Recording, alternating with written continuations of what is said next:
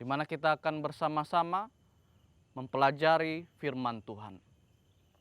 Adapun firman Tuhan yang akan saya bagikan pada saat ini berbicara mengenai panggilan Tuhan kepada Yunus. Tentu saja mungkin di antara saudara yang mendengarkan firman Tuhan pada saat ini sering mendengar cerita tentang Yunus. Saya pernah mendengarkan seseorang menyampaikan cerita tentang Yunus kepada anak-anak yang sedang mendengarkan cerita tentang Yunus. Lalu apa yang disampaikan oleh orang ini? Dia menyampaikan mengapa Yunus tidak mau pergi ke Niniwe. Ketika Tuhan memanggil dia, memberikan dia tugas untuk pergi ke Niniwe. Dikatakan oleh orang ini bahwa Yunus takut dengan orang-orang atau penduduk yang ada di Niniwe. Apakah benar demikian?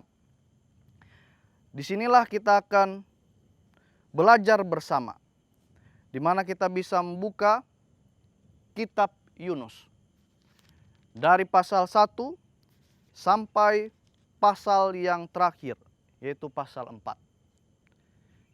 Kita akan pelajari bersama apa yang bisa kita lihat dari kehidupan hamba Tuhan ini.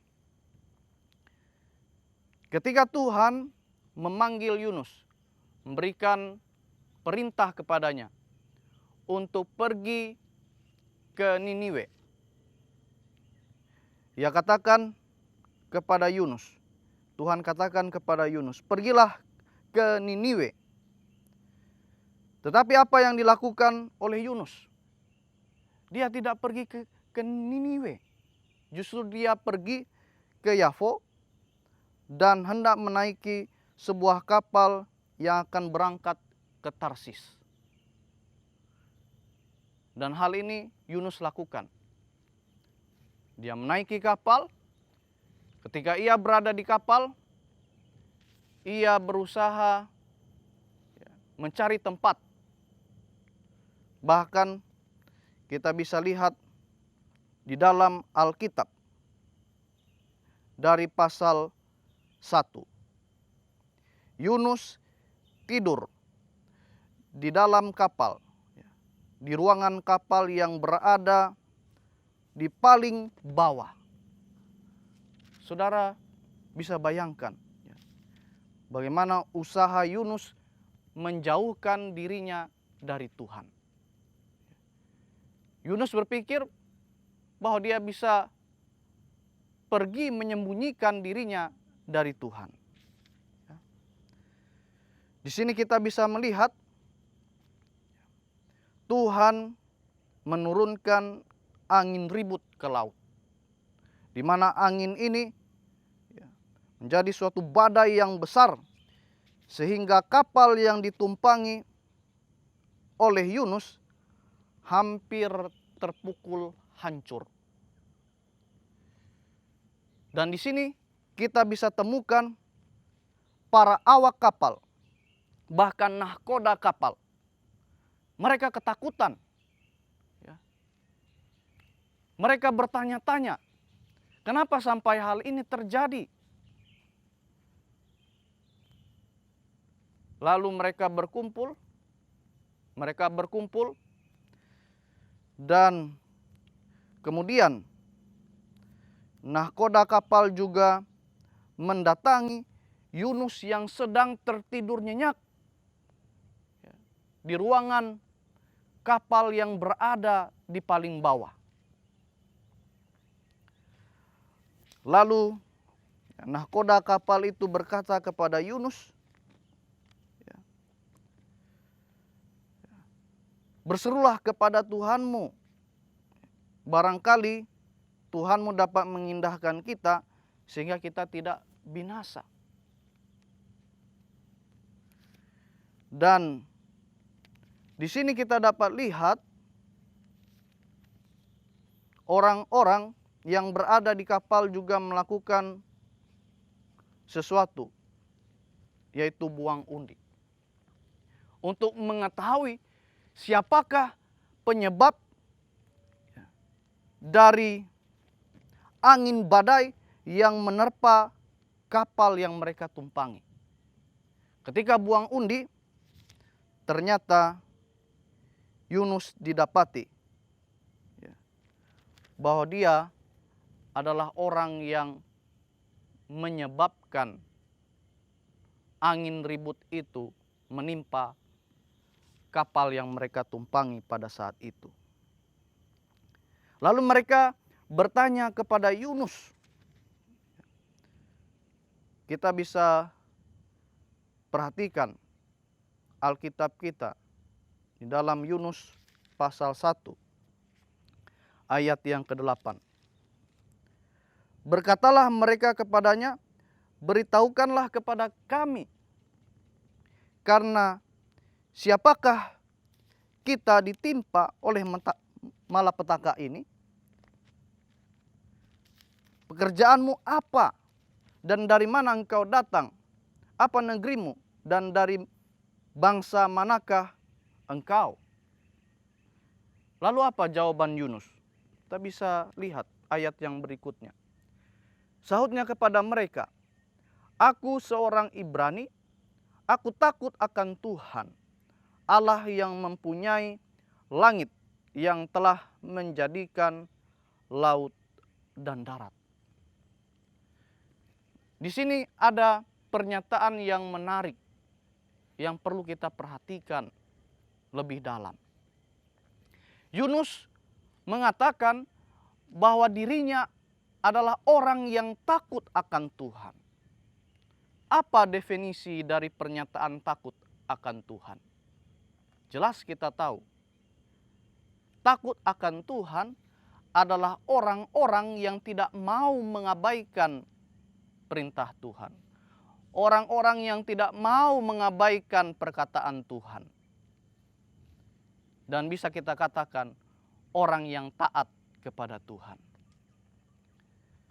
Tetapi pada konteks ini kita bisa melihat Yunus telah mengabaikan apa yang Tuhan katakan. Tuhan katakan pergilah ke Niniwe. Tetapi dia tidak lakukan itu.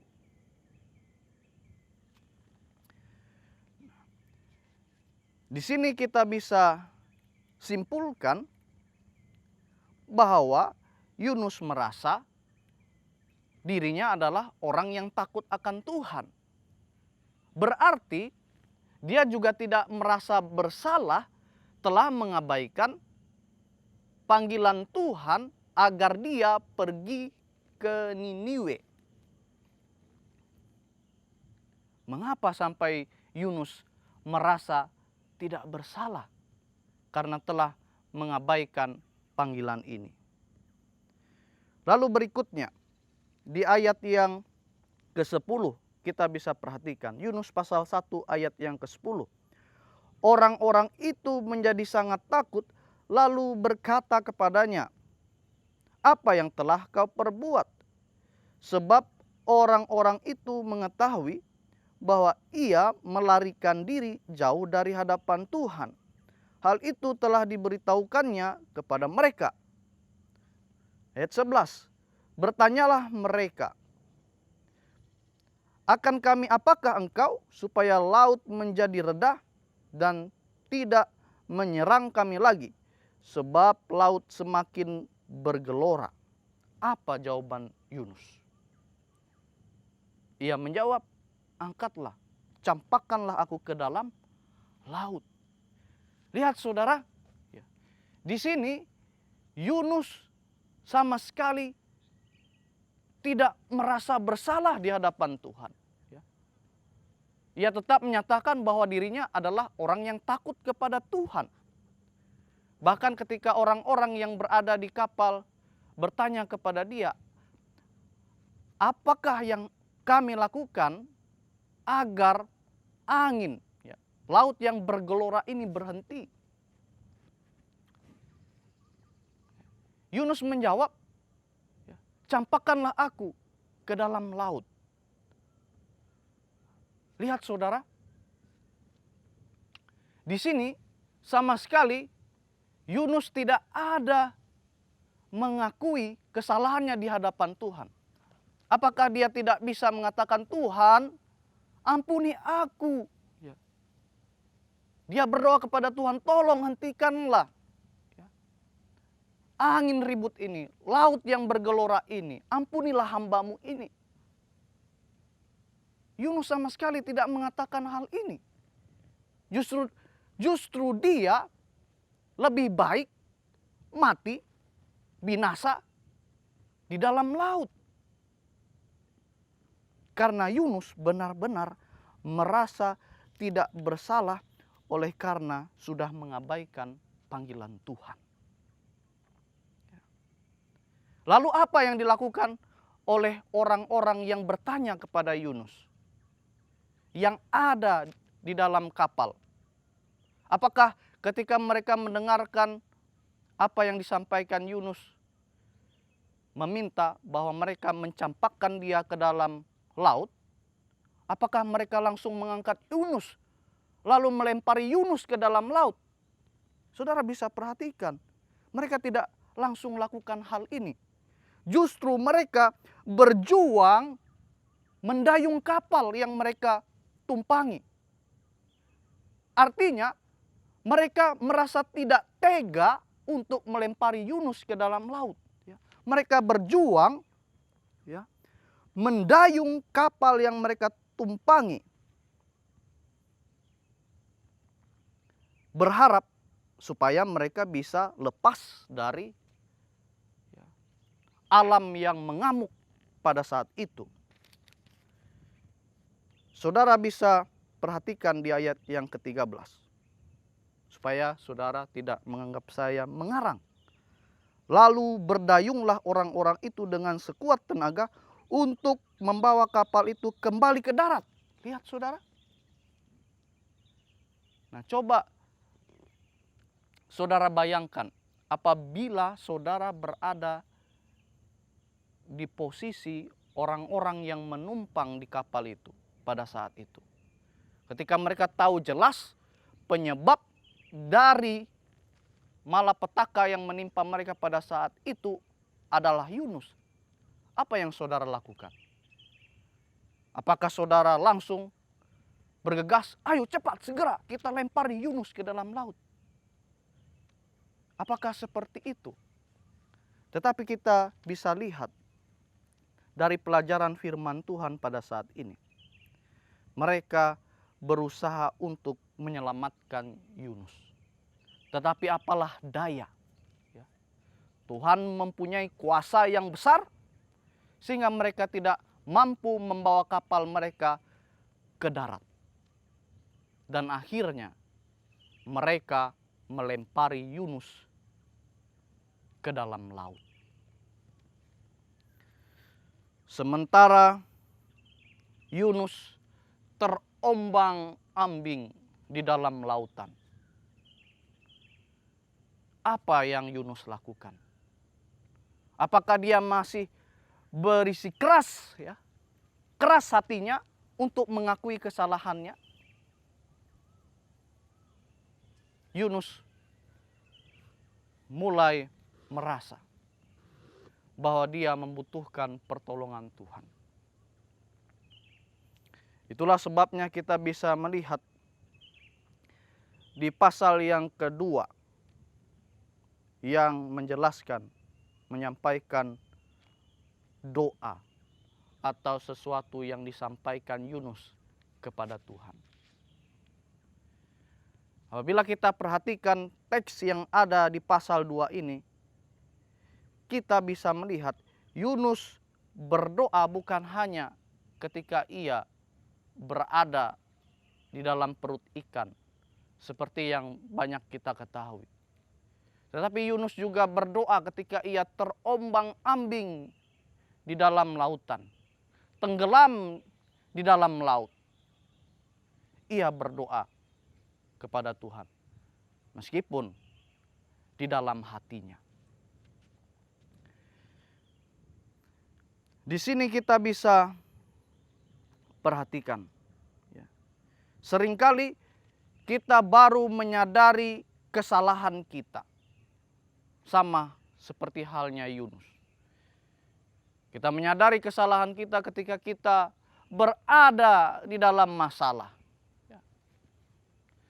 Ketika problema hidup menimpa kita, baru kita mulai berpikir, kesalahan apa yang saya lakukan kepada Tuhan. Dan disitulah mulai mengakui kesalahan kita dan meminta ampun kepada Tuhan. Tetapi apakah Tuhan mendengar doa Yunus? Melihat penyesalan yang ditunjukkan oleh Yunus? Ya, Tuhan lihat itu. Sehingga Yunus diselamatkan. Seperti yang sering kita dengar, Tuhan menuntun ikan yang begitu besar, lalu menelan Yunus, dan kemudian memuntahkan Yunus ke tempat di mana Tuhan mengutus dia untuk menyampaikan pekabaran yang berasal dari Tuhan. Singkat cerita, Yunus sampai ke Niniwe. Dan di situ ia begitu hebatnya menyampaikan firman Tuhan. Dan firman Tuhan ini berkuasa membuat penduduk Niniwe mengalami pertobatan sejati. Luar biasa, saudaraku. Di mana oleh karena Yunus menerima panggilan Tuhan dan menyampaikan pekabaran yang berasal dari Tuhan, maka penduduk Niniwe yang tadinya hidupnya menyimpang dari Tuhan mengalami pertobatan. Pertanyaannya, apakah hal ini membuat Yunus merasa senang? Ya. Apakah dia merasa senang ketika melihat penduduk Niniwe mengalami pertobatan, berbalik kepada Tuhan? Oh, saudaraku, ternyata tidak, ya. Saudara bisa perhatikan di pasal yang ketiga, ayat yang ke-10. Ketika Allah melihat perbuatan mereka itu, yakni bagaimana mereka berbalik dari tingkah lakunya yang jahat, maka menyesallah Allah karena malapetaka yang telah dirancangnya terhadap mereka. Dan ia pun tidak jadi melakukannya. Ya, malapetaka yang sudah disiapkan, direncanakan oleh Tuhan tidak jadi menimpa Niniwe oleh karena mereka bertobat. Tetapi justru Yunus tidak senang akan hal ini. Buktinya apa? Kita bisa lihat di pasal yang keempat, ayat yang ke-1. Tetapi hal itu sangat mengesalkan hati Yunus. Lalu marahlah ia dan berdoalah ia kepada Tuhan. Ya, ayat yang kedua. Katanya, ya Tuhan, bukankah telah kukatakan itu ketika aku masih di negeriku? Itulah sebabnya maka aku dahulu melarikan diri ke Tarsis. Sebab aku tahu bahwa Engkaulah Allah yang pengasih dan penyayang, yang panjang sabar dan berlimpah kasih setia, serta yang menyesal karena malapetaka yang hendak didatangkan Tuhan. Lihat saudara, oh ternyata Yunus menolak panggilan Tuhan bukan karena ia takut sama orang-orang yang tinggal di Niniwe. Ya. Tetapi Yunus merasa berat hati, tidak mau nantinya orang-orang yang di Niniwe itu bertobat. Ya. Tidak jadi binasa, ya, oleh Tuhan. Nah, inilah yang tidak diingini oleh Yunus. Kenapa sampai Yunus tidak tidak menginginkan hal ini. Ya. Dia tidak mau agar musibah malapetaka yang sudah dirancangkan Tuhan itu tidak jadi. Kenapa, saudara? Karena penduduk Niniwe ini adalah musuh bebuyutan bangsa Israel. Dari mana kita bisa tahu akan hal ini? Kita bisa buka Alkitab kita. Di dalam Kejadian pasal 10. Saudara bisa baca dari ayat ke-8 ya, sampai habis. Kejadian pasal 10 dari ayat 8 sampai habis. Siapa yang mendirikan kota Niniwe? Dia adalah Nimrod. Yang menguasai tanah Asyur dan juga menguasai daerah di mana kota Niniwe didirikan. Dan penduduk Kanaan yang juga dikuasai oleh Nimrod, akhirnya penduduk tanah Kanaan adalah keturunan dari Nimrod. Kita tahu pertikaian yang terjadi antara bangsa Israel dengan orang-orang yang tinggal di tanah Kanaan dan juga yang menetap di kota besar yaitu Niniwe. Di sini kita bisa lihat dengan jelas bahwa ternyata penduduk Niniwe adalah musuh bebuyutan dari bangsa Israel. Nah, di sini kita bisa lihat Yunus memiliki perasaan dendam di hatinya. Ia tidak memiliki sikap yang mau mengampuni, sikap yang mau bersimpati ya, kepada penduduk Niniwe yang harus dituntun untuk mengenal Tuhan, yang harus dituntun untuk mengalami pertobatan. Kenapa sampai Yunus tidak mau penduduk Niniwe mengalami pertobatan? Karena di hatinya masih ada dendam. Dia masih belum memiliki hati yang mau mengampuni. Ya. Dan di sini kita bisa lihat Tuhan memberikan pelajaran kepada Yunus. Ketika Yunus mengeluh kepada Tuhan, dia duduk bersantai.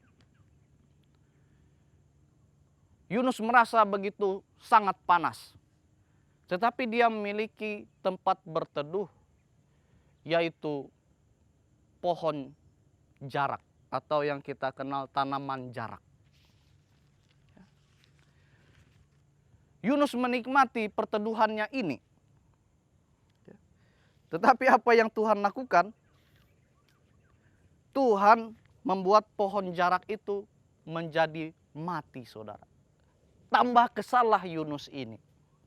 Dia menjadi semakin kesal. Lalu disinilah Tuhan menegur dia. Engkau begitu menyayangi pohon jarak itu, padahal engkau tidak menanamnya. Engkau tidak merawatnya, tetapi engkau begitu menyayanginya. Mengapa engkau tidak menyayangi bangsa yang bertobat? Saya begitu mengasihi, ini bahasa bebas Tuhan ya. Saudara bisa lihat di pasal yang keempat, baca keseluruhannya. Tuhan katakan, apalagi aku ya. Engkau saja menyayangi pohon jarak yang tidak engkau pelihara, apalagi aku yang menciptakan manusia. Yang mengasihi setiap bangsa. Ketika mereka mengalami pertobatan. Nah, dari cerita ini, kita bisa mengingat ya, betapa pentingnya memiliki hati yang mau mengampuni. Bisa saja kita ini adalah orang yang merasa takut akan Tuhan, orang yang saleh, ya, sering aktif di dalam gereja, tapi apabila hati kita masih membenci, ya, tidak mau mengampuni, hal ini tidak berkenan di hadapan Tuhan. Buktinya apa? Kita bisa lihat doa yang diajarkan oleh Yesus, yaitu doa Bapa kami. Kita bisa temukan bagian dari doa Bapa kami mengajarkan kita untuk mengampuni orang lain. Karena apabila kita mau menerima pengampunan Tuhan, maka kita perlu mengampuni orang lain terlebih dahulu. Nah, itulah sebagian pernyataan yang bisa kita temukan di dalam doa Bapa kami. Lalu lebih jelasnya kita bisa lihat di dalam Matius pasal 6 ayat 14 sampai 15. Dikatakan di sini, karena jikalau kamu mengampuni kesalahan orang, Bapamu yang di sorga akan mengampuni kamu juga. Tetapi jikalau kamu tidak mengampuni orang, Bapamu juga tidak akan mengampuni kesalahanmu. Biarlah kiranya firman Tuhan pada saat ini, dari pengalaman kehidupan Yunus, ketika ia dipanggil oleh Tuhan untuk melaksanakan tugasnya, kita bisa belajar betapa pentingnya memiliki hati, sikap yang mau mengampuni. Karena hal ini sangat menyenangkan hati Tuhan. Sehingga kita bukan hanya orang-orang yang sepertinya taat kepada Tuhan, tetapi kita juga adalah orang-orang yang mengasihi sesama, yang mau mengampuni sesama, sebagaimana Tuhan Allah yang kita sembah. Biarlah kiranya firman Tuhan pada saat ini akan menguatkan kita untuk memiliki hati yang sama dengan Tuhan yang kita sembah. Karena itu saudara-saudaraku yang kekasih di dalam Tuhan, pada saat ini mari kita sama-sama bersatu di dalam doa. Bapa kami yang bertahta di dalam kerajaan sorga, kami berterima kasih ya Tuhan atas kemurahan Tuhan, di mana pada saat ini kami bisa bersama-sama mempelajari firman Tuhan. Kiranya firman Tuhan yang kami telah dengarkan, yang telah kami terima bersama, akan menuntun kami untuk terus melakukan hal-hal yang